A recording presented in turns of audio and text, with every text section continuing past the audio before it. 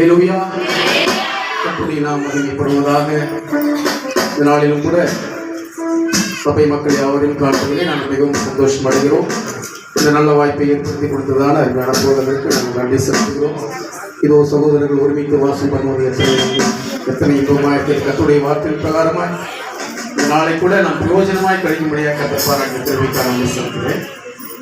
வாழ்வை நீர்தான் ஐயா, என் வாழ்வை நீர்தான். அவர் மாத்திரம் இல்லாமல் நம்ம வாழ்வே கிடையாது நம்ம அறிந்திருக்கிறோம். நம்முடைய ஜீவனை தியாகமாக கொடுத்து அவர் வாழ்வை கொடுத்து நமக்கு வாழ்வை கொடுத்திருக்கிறார். அல்லேலூயா. வாழ்வே நீர்தான் ஐயா.